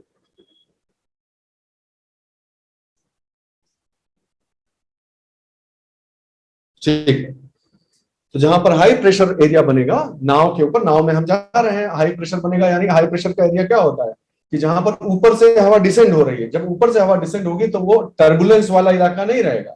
टर्बुलेंस तो तब होती है जब हवा जो है कन्वर्ज हो रही हो, समझ रहे हो, और जो है इधर से इधर हवा बढ़ रही है, तेजी से ऊपर की तरफ साइक्लोनिक कंडीशंस बन रही है, इस तरह के होगा तो वो टर्बुलेंट और तेज हवाएं चलने का एरिया होता है। लेकिन जहां पर उच्च दाब का की स्थिति पैदा होगी वहां पर दबाए रहेगा, हवा को बहुत ज्यादा मूव नहीं होने देगा। ठीक, तो जो है वर्टिकल जो मूवमेंट है वो भी बहुत लिमिटेड हो जाता है। और अगर ऐसा है, अगर ये बात सही है, तो वहां पर शिप्स जब पानी को उस इलाके को पार कर रही होंगी तो उसमें आवश्यकता से अधिक समय लगेगा, अपेक्षा से अधिक समय लगेगा। ठीक है, तो जो चीज आप 10 दिन का सोच के यात्रा गए थे, हो सकता है उसमें 20 दिन लग जाए, 15 दिन लग जाए, फंसे रह गए, आगे हवाई नहीं आ रहा है तो फिर, क्योंकि पहले इंजन नहीं होता था ना, मोटर ड्रिवन नहीं होती थी ना बोट्स, वो याट वगैरह लगा के और हवा के सहारे चलती थी, तो सब कुछ हवा पे डिपेंड था। तो कभी ऐसे सिचुएशन आ जाए कि एंटी साइक्लोनिक एक्टिविटीज डेवलप हो गई, 5-7 दिन तक वैसा रहा, सन्नाटा एकदम, हवा ही नहीं चल रही है, तो फिर वहां फंसे रह जाएंगे। और अगर वहां फंसे रह जाएंगे तो सबसे पहले कौन सी चीज की किल्लत आएगी? नाव पर सबसे पहले कौन सी चीज की किल्लत आएगी? खत्म हो रहा है भाई।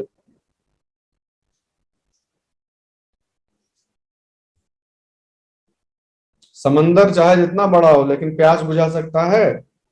नहीं बुझा सकता है। तो पानी खत्म होने लगेगा, ये बात सही है कि नहीं? पानी कम पड़ने लगेगा, अगर आवश्यकता से अधिक आप स्टे कर गए, डबल कर गए, तो पानी कम पड़ने लगेगा। पानी कम पड़ने लगेगा तो फिर वही दिक्कत आ जाएगी, आपको चुनना पड़ेगा कि घोड़े को पानी पिलावे कि खुद को पानी पिलावे, अपने को जिंदा रखें। तो फिर जो भी कमजोर बीमार टाइप का जो भी होगा उसको सबको फेंक देना पड़ेगा। Okay, the main reason is this, one theory is this, three theories are there but I don't want, academic है वो, उसमें नहीं जाते हैं। एक थ्योरी ये है और दूसरी थ्योरी ये है कि इस लैटिट्यूड में जब फंसे हुए रहते थे लोग, तो प्रार्थना करते थे, अपेक्षा करते थे, आशा करते थे कि काश कोई ऐसा हो जो घोड़े जैसा कोई आ जाए, कोई हवा का एक एक वाटर एक एयर मास, एक विंड मास ऐसा आ जाए जो कि घोड़े का काम कर दे और हमें यहां से निकाल ले जाए। दो थ्योरीज, इसलिए से हॉर्स लैटिट्यूड कहा जाता है, दोनों थ्योरीज है, जाने रहो, चारा वारा घास वास का बात नहीं। ये डायग्राम भी मैं चाहता हूं कि आप बहुत ही बहुत बारीकी से समझ लें, ठीक है। इक्वेटोरियल जो ITCZ ये है जो इक्वेटर से ऊपर शिफ्ट हुआ जाता है, ठीक है, ये भी आप जानते हैं। North east trade winds, south east trade winds, सब ट्रॉपिकल हाई प्रेशर बेल्ट है जो अभी बात ही कर रहे थे हम लोग, ये हाई प्रेशर बेल्ट है, ठीक है। और ये वेस्टर्लीज हो गई, ये पोलर हो गए। बहुत ही आसान। ये देखो फ्रंट्स आपस में मिल रहे हैं कि नहीं मिल रहे हैं, देखो अभी जो हम बात कर रहे थे इसको जरा आप विजुलाइज कीजिए और बताइए, आपको दिख रहा होगा। देखो गरम गरम हवाएं देखो जा रही है, और पोल से आने वाली ठंडी हवाएं देखो यहाँ पर टकरा रही है कि नहीं टकरा रहा है, तो फ्रंट बन रहा है। तो इस इलाके में एक्स्ट्रा ट्रॉपिकल या टेम्परेट साइक्लोन्स बनने की संभावना हो जाएगी कि नहीं, ठीक है। वही चीज जो हम पढ़ते आए हैं आप समझते जाइए, आगे बढ़ जाइए भाई। जो हम बताना चाह रहे थे ये तो आप समझ ही गए। कोरियोलिस फोर्स और सक्शन फोर्स अगर आपस में काम करेंगे, ये मैं कहना चाह रहा था आपसे। आप ऐसे समझें अनु,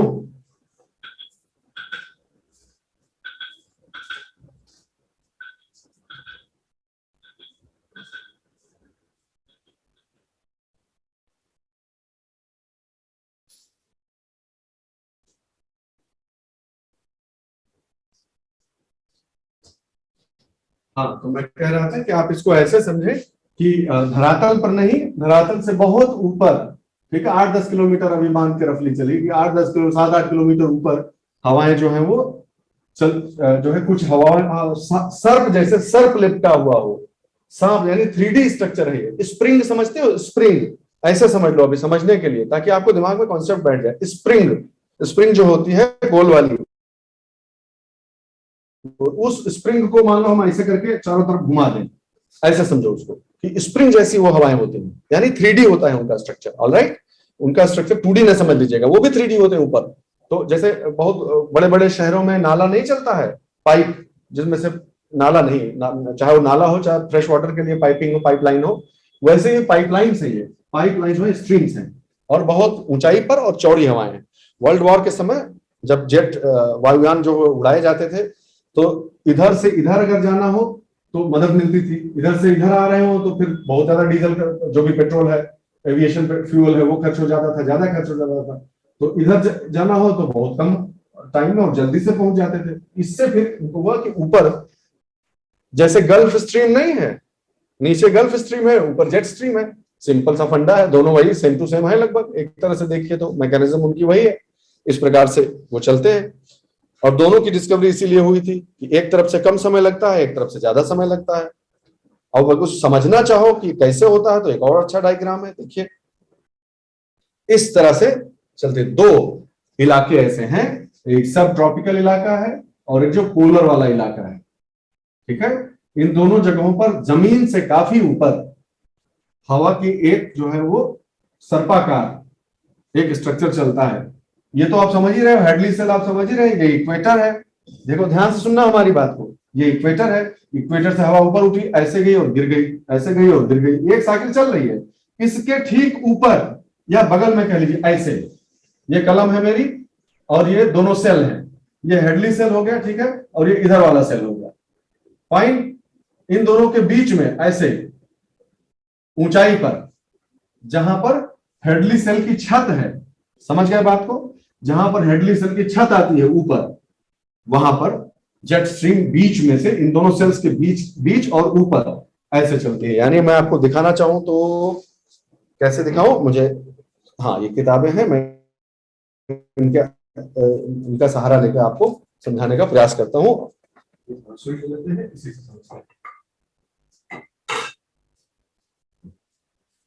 इनको ऐसे समझ लीजिए कि ये वो दोनों सेल्स हैं, दो किताबें मैं आपको दिखा रहा हूं, इनको आप वो दोनों सेल समझ लीजिए, ठीक है। इस तरफ इक्वेटर मान लीजिए, यहाँ पे इक्वेटर है, ये इक्वेटर है मान लीजिए, ये एक सेल चल रहा है, एक सेल यहाँ हवा उठती, देखिए ध्यान से सुनिएगा, यहां से हवा उठती है, ऐसे उठ के आती है, नीचे चली जाती है, इक्वेटर से ये हो रहा है, उसके बाद इधर से ये हो रहा है। इन जहां पर इनकी छत है, जहां ये उठती है और छत है, तो इसको छत मान लीजिए दोनों किताबों को, ये है जेट स्ट्रीम, ठीक है। दोनों की जो छत जहां पर मिलती है ऐसे समझ लें आप इसको, हाँ जेट स्ट्रीम यहां चलती है, दोनों सेल्स जो है जहां मिलते हैं उनकी छत के आसपास कन्वर्ज जहां होती है वहां पर जेट स्ट्रीम चलती है। अब आपको लोकेशन और पोजीशन समझ में आ गई, अब आपको दिख भी रहा होगा, ठीक है।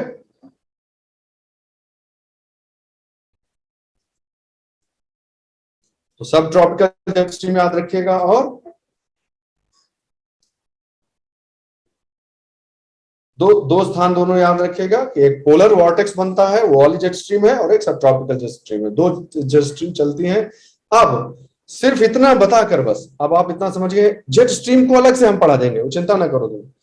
अब हम वापस आते हैं जो हम पढ़ रहे थे, जिसके बिना आगे पढ़ाना संभव नहीं था। अब हम वापस आ गए, जेट स्ट्रीम आप समझ गए। तो जेट स्ट्रीम का 3D स्ट्रक्चर अब मैं आपको बताने जा रहा हूं। तो जेट स्ट्रीम का 3D स्ट्रक्चर कैसा होता है, ऐसे समझिए। जेट स्ट्रीम, ये मान लीजिए दोनों सेल हैं, इनके बीच जो है जेट स्ट्रीम चल रही है, ठीक है। मैं आपको ऐसा प्रकार बताइए, मेरा एक हाथ एक सेल है, दूसरा हाथ दूसरा सेल है, और इनके बीच जो है वो जेट स्ट्रीम चल रही है। लेकिन जेट स्ट्रीम पाइप की तरह तो है ही, लेकिन पाइप ही जानते हो कैसा है, ऐसे ऐसे है।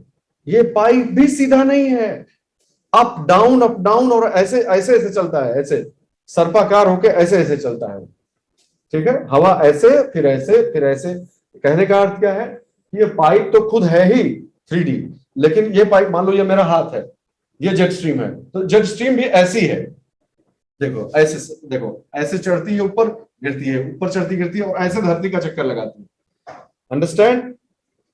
यानी फिर से बोलता हूं मैं कि धरती के सरफेस पर, दिखा के बताता हूं मैं, धरती के सरफेस पर जेट स्ट्रीम उत्तर दक्षिण भी है, और इसी में ऊपर नीचे का भी बेंड है।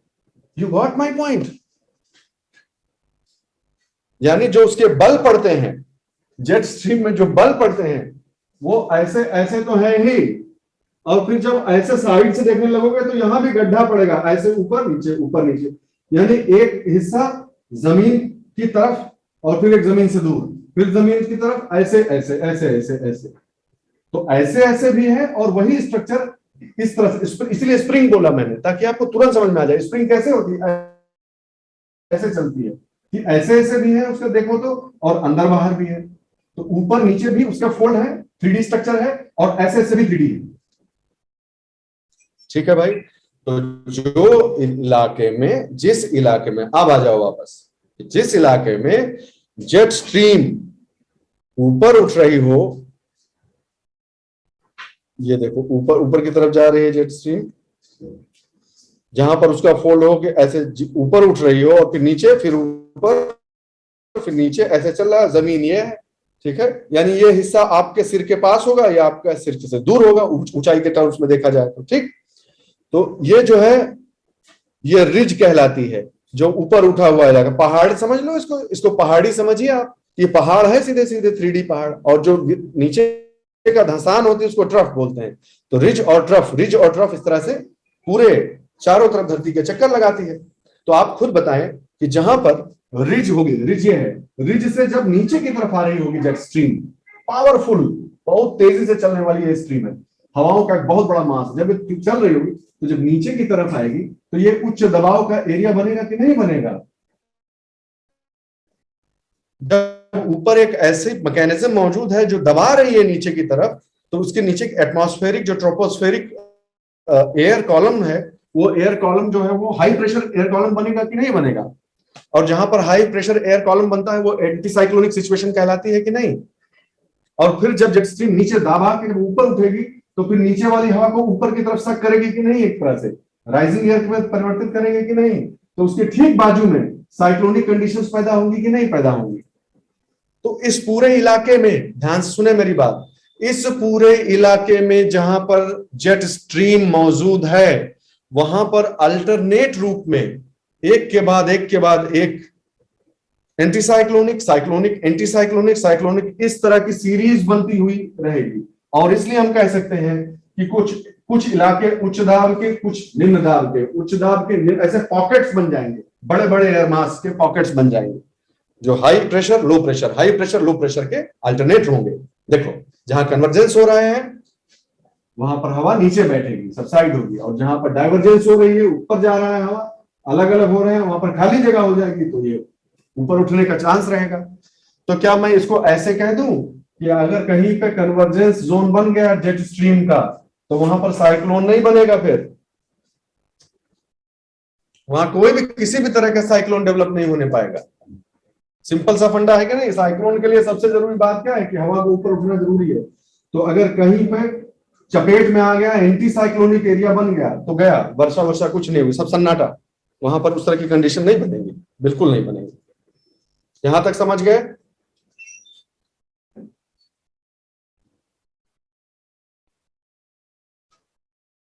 ये भी बहुत बढ़िया हो गया, ये भी आप समझिए। ओरोग्राफिक रेनफॉल आप समझ ही चुके हैं, पहले से ही आप जानते हैं। जेट स्ट्रीम, अब जेट स्ट्रीम के बारे में एक बढ़िया इंटरेस्टिंग चीज आपको बता देते हैं, वो भी आप जान जाइए भाई। देखो, यही इलाके में टेम्परेट साइक्लोन बन रहा है, कहो हाँ। चलो अब पार्टिसिपेट करो जल्दी जल्दी चैट बॉक्स में से, थोड़ा क्विक रहिएगा।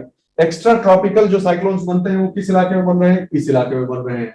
ये देखो, दिख रहा है आपको, इलाका दिख ही रहा है भाई। Cold mass, cold air mass polar side से, वार्म जो है वो इधर से, बहुत बढ़िया। और मान के चलते हैं कि ये जो वार्म एयर मास गया है इधर से, उसमें मॉइस्चर भी है। अगर मॉइस्चर भी है तो यहाँ कौन सा फ्रंट बनेगा? तीनों में से कोई भी बन सकता है, depending upon the speed. You get my point. तीन तरह के फ्रंट में से कोई भी फ्रंट बन सकता है। यहाँ पर cold air front, cold front बन सकता है, वार्म फ्रंट बन सकता है, ऑक्लूडेड फ्रंट बन सकता है, जैसे ही वहां पर लोकल सिचुएशंस पैदा हो, कोई बात नहीं। क्या पूछे तो, what is the rough distance between cyclone and anti cyclone caused by, what is the rough distance between a cyclone. अच्छा, ये तुम इन दोनों का, तुम ये फोल्ड पूछ रहे हो, ये फोल्ड्स के आपस की डिस्टेंस क्या हो सकती है? ये भी मियांडर करती है, कोई फिक्स्ड इसका इलाका नहीं है। ये पूरी की पूरी जेट स्ट्रीम भी मियांडर करती है। इसको किलोमीटर्स में बांधने का प्रयास ना करिए, ठीक है। और ऐसे देखोगे तो कुछ सौ या 1000 किलोमीटर के आसपास का इलाका होगा। लेकिन ये दोनों के बीच ट्रफ रिज का भी डिस्टेंस जो होता है, सिकुड़ता और फैलता है, सिकुड़ता और फैलता है, इसकी माला का जो परिधि है। तो जैसे अपनी माला से मैं दिखा देता हूँ। पोल्स, कई बार ऐसा था, पोलर वॉर्टेक्स से जब हम कॉन्सेप्ट पढ़ेंगे तो आप देखेंगे कि जब ठंडी पड़ेगी तो ऐसे ऐसे सिकुड़ जाता है, और फिर ये नीचे आ जाता है। तो जेट स्ट्रीम की परिधि भी ऐसे सिकुड़ती हुई और फैलती नजर आती है कई बार। हम लोग उसको पढ़ेंगे, आप चिंता ना करो, ये बात भी आएगी। तो हम प्रश्न आपसे ये करना चाह रहे थे, जल्दी से आपको एंगेज करके ये पूछना चाह रहे थे कि अगर माना जाए कि यहां पर एक ऐसा फ्रंट बन गया जिससे एक टेम्परेट साइक्लोन बनने की परिस्थितियां जो है वो पैदा हो गई। टेम्परेट साइक्लोन यहां बन गया, ये कौन सा सागर है भाई?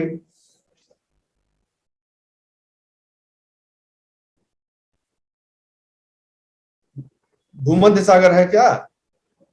सही बात है, मेडिटेरेनियन है। चलो यही का उदाहरण लेते हैं, इसी का उदाहरण लेते हैं। इधर से ठंडी हवा आ रही थी, इधर से गर्म हवा गई, मॉइस्चर लेते हुए गई यहाँ पर, और यूरोप के ऊपर एंड जो है ये यूरोप के ऊपर जो है फ्रंटोजेनेसिस हुई। यूरोप के ऊपर जो है वो टेम्परेट साइक्लोन मान लो इस इलाके में कहीं बन गया। अब ये वर्षा कर रहा है, वर्षा कर रहा है, इधर ऊपर से घूम रहा है इसी टेम्परेट साइक्लोन। और जेट स्ट्रीम कहाँ पे है? देखते रहो ताकि गड़बड़ाओ नहीं कहीं। मानते हो? इसके ठीक ऊपर जेट स्ट्रीम भी है, यहां पर इसी इलाके के ठीक ऊपर सब ट्रॉपिक्स है ना। आप समझो हमारी बात को, टेम्परेट साइक्लोन बना, टेम्परेट साइक्लोन इस इलाके में बना, और यही तो, ये इक्वेटर कहाँ गया? ये देखो इक्वेटर ये है, ठीक है। तो सब ट्रॉपिक्स का इलाका यही तो है ये। तो ये जेट स्ट्रीम ऐसे ही तो चलती है, यहां चल रही है जेट। बना देता हूं मैं पेन से ताकि आपको खूब अच्छे से समझ में आ जाए। ये आप समझना बहुत जरूरी है आपके लिए। ऐसे क्या कह सकते हैं हम कि जेट स्ट्रीम ऐसे ऐसे ऐसे ऐसे ऐसे चल रही है धरती के चारों तरफ, ठीक कह सकते हैं, यही तो उसका इलाका है। अगर जेट स्ट्रीम यहां पे है और ये कहां है? ऊपर है। सबसे नीचे क्या हुआ? Land mass. लैंड मास के ऊपर, लैंड मास के ऊपर क्या डेवलप हो रहा है? जल्दी लिखो चैट बॉक्स में ताकि आप पार्टिसिपेट करो, सीखते जाओ। सबसे नीचे लैंड मास, लैंड मास के ऊपर टेम्परेट साइक्लोन, टेम्परेट साइक्लोन के ऊपर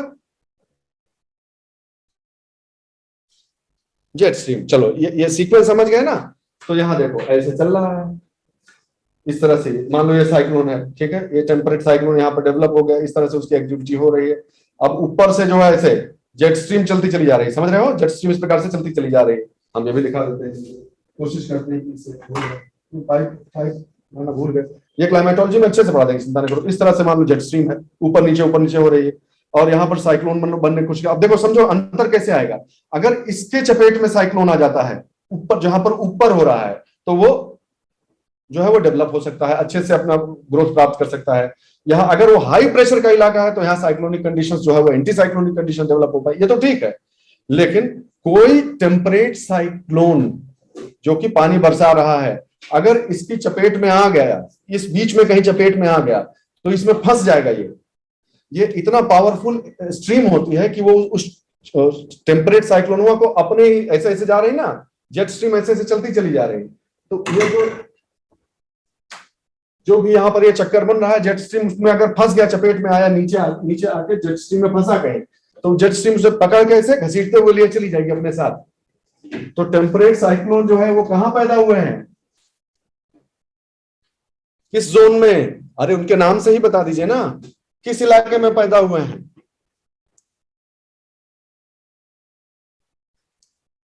टेम्परेट इलाके में पैदा हुए हैं। लेकिन अगर जेट स्ट्रीम की चपेट में आ गए, तो जेट स्ट्रीम किस इलाके में होती है? जल्दी लिखिए, जेट स्ट्रीम किस इलाके में होती है? भाई टेम्परेट साइक्लोन कहीं ऐसा तो है नहीं कि जहां बना है वहीं खड़ा रहेगा, मूव करता है ना। तो अगर मूव करते करते कहीं चपेट में इसके आ गया, तो सब ट्रॉपिक्स में आ जाएंगे कि नहीं? सब ट्रॉपिकल इलाके में आ जाएगा, कहो हाँ। तो मजा समझ रहे हो, इस प्रकृति की इस घटना का आनंद समझ पा रहे हो कि है तो टेम्परेट साइक्लोन, लेकिन जेट स्ट्रीम की चपेट में आ जाने की वजह से वो किस इलाके में आ गया? उसको यहां आना ही नहीं था एक तरह से देखो तो जो टेम्परेट है तो वहां रहेगा, सब ट्रॉपिकल एरिया में कैसे आ गया? लेकिन जेट स्ट्रीम की चपेट में आ जाए तो आ जाएगा। और हो सकता है जेट स्ट्रीम अगर पावरफुल हो तो घसीटते हुए इस वाले को खींच के यहां ले आवे, इस जगह तक ले आवे। अच्छा ये बताओ कि ये स्ट्रॉन्ग टेम्परेट साइक्लोन कब बनेगा? जब यहां जाड़ा हो तब, या जब यहां गर्मी हो तब? हालांकि ऐसा मुझे जनरलाइज नहीं करना चाहिए, लेकिन आपसे कॉमन सेंस से पूछ रहे हैं। भाई खूब ठंडी हवा, पोल्स की तरफ से ठंडी हवा आवे तो तब तो मजा है। सोचकर देखो आप कि पोल्स की तरफ से ठंडक, इधर ठंडी हवा इधर से आ रही है। आप ऐसे समझिए ना कि ठंडी हवा होने तो वर्ष भर ये घटना हो सकती है, जब भी कोल्ड एयर मास और बनेंगे तब वर्ष भर हो सकती है। लेकिन जो शिफ्ट होगा, आप समझ रहे हैं मेरी बात? जैसे ITCZ नहीं शिफ्ट होता है भाई, जब सूरज यहां चमक रहे हैं, देखो एक एग्जांपल लो, जब सूर्य महाराज यहां पर चमक रहे हैं, ठीक है, तो जोन ऑफ जो कन्वर्जेंस है इन हवा गर्म और हवा ठंडी का, ये ऊपर होगा कि नहीं होगा? स्लाइटली। सूर्य महाराज नीचे चले जाए तो जो जोन ऑफ कन्वर्जेंस, ठंडी हवा दूर तक आएगी कि नहीं आएगी, और गर्म हवा, ये मतलब शिफ्टिंग, हल्का फुल्का शिफ्टिंग जोन में होगा कि नहीं होगा?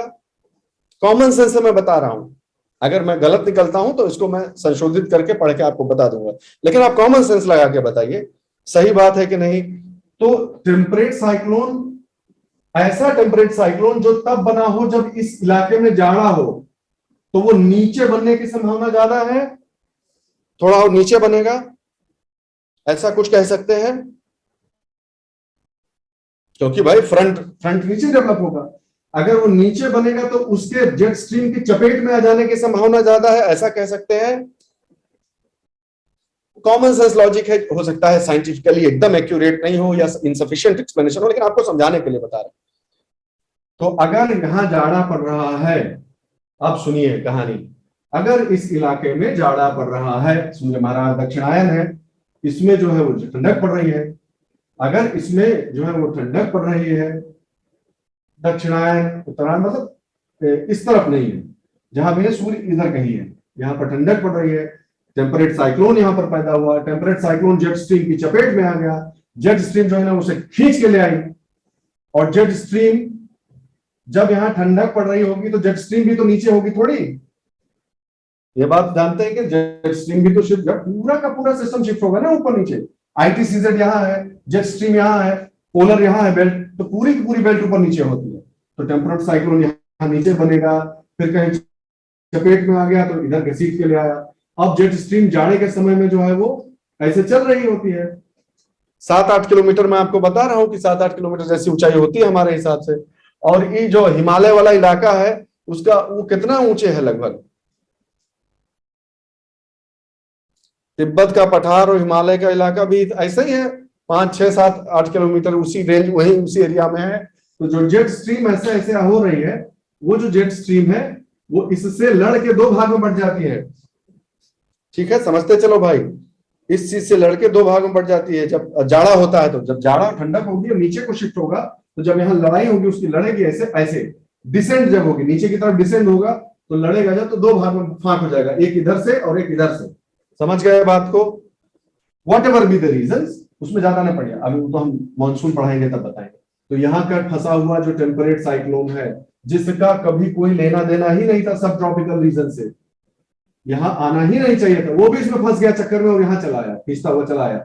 और साइक्लोन है तो बारिश तो करेगा ही, ठीक बोल रहा हूं? साइक्लोन है तो बारिश करेगा। अगर साइक्लोन है और बारिश करेगा तो ये कौन से सीजन में बारिश कर रहा है? यहाँ पे यहाँ किस सीजन में बारिश हो रही है? अभी क्या तय किया था कि यहाँ कौन सा सीजन है? तो जब विंटर में बारिश हो रही है, अरे तो दिल्ली में विंटर में बारिश होती है कि नहीं, दिल्ली के इलाके में? और उसको रट लिए हो जो वेस्टर्न डिस्टरबेंस, वेस्टर्न डिस्टरबेंस बोलते रहते हो ना, यही है वो वेस्टर्न डिस्टरबेंस। वेस्टर्न वेस्टर्न तो है ही है, वेस्ट से आ रहा है, मेडिटेरेनियन वगैरह का यहाँ का जो मॉइस्चर है वो लेकर इधर आ रहा है और यहाँ पर जो है बारिश कर दे रहा है। तो भूमध्य सागर का पानी जो है वो गंगा में बहता है, ऐसा कह सकते हैं कि वेस्टर्न डिस्टरबेंस की वजह से हो सकता है कि यमुना जी में, दिल्ली के ऊपर मान लो बारिश हो रही है तो यमुना जी में, और यही नहीं, ये यहाँ पर वो भी करता है, हिमपात भी करता है। तो कुल मिलाकर ग्लेशियर्स में वो बर्फ जाती है, तो भूमध्य सागर से उठा हुआ पानी नेचर जो है वो यहां भी लाकर छोड़ती है। ये है चमत्कार प्रकृति का। तो कहने का अर्थ समझ गए कि जेट स्ट्रीम क्या होती है, जेट स्ट्रीम के जो है फंक्शंस, क्या क्या इफेक्ट्स हो सकते हैं, ये आप समझ गए। दो तरह की, मुख्य रूप की दो तरह की जो वर्षाएं हैं, एक साइक्लोनिक रेनफॉल यानी ट्रॉपिकल साइक्लोन, और दूसरा जो है वो फ्रंटल जो प्रेसिपिटेशन है, वो आप समझ गए। कन्वेक्शनल रेनफॉल और ओरोग्राफिक तो आप जानते ही हैं। मुझे लगता है कि ज्यादातर चीजें हम समझ गए। अगर ये प्रोसेस, इतनी प्रोसेस आप समझ गए, अच्छा एक प्रोसेस और आप समझ गए, ये कि जहां कहीं भी जेट स्ट्रीम नीचे बैठ रही होगी वहां एंटी साइक्लोनिक एक्टिविटीज सिचुएशंस बनेगी, और जहां जो है डाइवर्जेंस का जोन होगा वहां पर साइक्लोनिक सिचुएशंस बनेगी। तो इसका भी प्रभाव पड़ता है कि अगर उस चपेट में आ गए एंटी साइक्लोनिक के तो सन्नाटा हो जाएगा, क्लाइमेटिक जो है डिस्टर्बेंसेस नहीं होंगे उतने। ठीक है, इसका ये भी आप समझ गए। आप ITCZ विशेष रूप से समझ लीजिए ताकि कभी आपसे गलती नहीं हो। ITCZ जानना आपके लिए बहुत जरूरी है। जो हम आपको बता रहे थे ना, ये रॉस्बी वेव्स जिन्हें कहते हैं, तो रॉस्बी वेव्स में क्या है, मैं आपको बताया था कि समय समय पर ये जो पोलर इलाका है ये भी ऐसे ऐसे होता, मेंडरिंग होती है इसकी, इसीलिए मैं आपको कोई स्टैंडर्डाइज्ड किलोमीटर नहीं बताना चाहता था। ठीक है, हाँ, जो मैं कहना चाह रहा था वो ये कहकर फिर बंद करेंगे। ये बात मैं आपको बताना चाह रहा था कि एक मिनट वो चित्र मिल जाए तो फिर मैं आपको बताता हूं। हाँ, ये ITCZ आपका जानना बहुत आवश्यक है, कभी भूलिएगा मत। ये टेम्परेचर वाली इक्वेटर है, ऐसा कह सकते हैं कि टेम्परेचर के हिसाब से अगर इक्वेटर बनाई जाए तो ये है, और अगर इसके वृत्त की जो है रेखा गणित के हिसाब से अगर इक्वेटर बनाई जाए तो ये है। तो रेखा गणित की ये है, और फिजिक्स की या टेम्परेचर की जो इक्वेटर है वो ITCZ है, ऐसा कह सकते हैं। तो ITCZ का शिफ्ट होना, और ITCZ ही क्यों बोले, अब तो आप समझ चुके हैं, पोलर एरिया का, सब पोलर एरिया का, सब टेम्परेट, सब ट्रॉपिकल, जितने भी एयर मासेस हैं, और ITCZ और जेट स्ट्रीम भी, ये ऊपर नीचे इस तरह शिफ्ट होते हैं। इनका बहुत बड़ा प्रभाव पड़ता है हमारे यहाँ के मौसम पर, और यही वो चीज है जो कि हम नेक्स्ट क्लास में पढ़ेंगे, और हमारा टॉपिक होगा मॉनसून।